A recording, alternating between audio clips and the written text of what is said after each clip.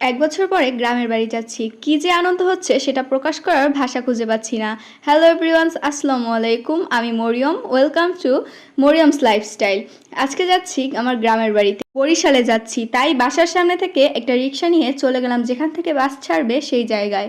তারপর আমরা এই যে বাসে উঠে, আমাদের সিটটা একদম সামনেই ছিল, ড্রাইভারের পিছনের সিটটাতেই আমরা বসেছিলাম। ফাইনালি পদ্মা সেতুতে চলে আসলাম। ঢাকা থেকে পদ্মা সেতু পর্যন্ত আসতে অনেক বেশি সময় লেগে গিয়েছিল, কারণ রাস্তাতে অনেক বেশি জ্যাম ছিল। যেখানে আমাদের বাড়িতে পৌঁছাতে সময় লাগে মাত্র 5 ঘন্টা, সেখানে আজকে সময় লেগেছিল 7.5 ঘন্টারও বেশি।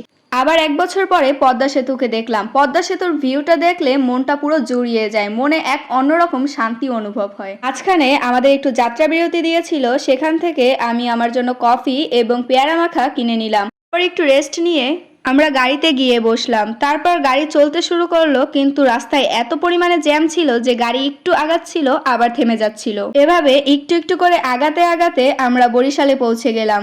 এক বছর পরে বরিশালে এসে আমার মনটা একদম জুড়িয়ে গেল। কি যে শান্তি অনুভব হচ্ছে সেটা বলে বোঝাতে পারবো না। বরিশালে আসতে আমার অনেক বেশি ভালো লাগে, যখনই সুযোগ পাই সেই সুযোগ আমি আর মিস করি না। হলো বরিশালের দপদপিয়া ব্রিজ, আর এটা হলো আমাদের বরিশালের বিশ্ববিদ্যালয়। আজকের ব্লগটা ছিল আমার জীবনের প্রথম ব্লগ। ভুল ত্রুটি হলে সবাই ক্ষমার দৃষ্টিতে দেখবেন। ভিডিওটি ভালো লাগলে সবাই লাইক করে দিবেন এবং চ্যানেলটি সাবস্ক্রাইব করে দিবেন এবং শেয়ার করে দিবেন। আজকের ভিডিওটা ছিল এই পর্যন্ত। সবাই ভালো থাকবেন। আল্লাহ হাফেজ।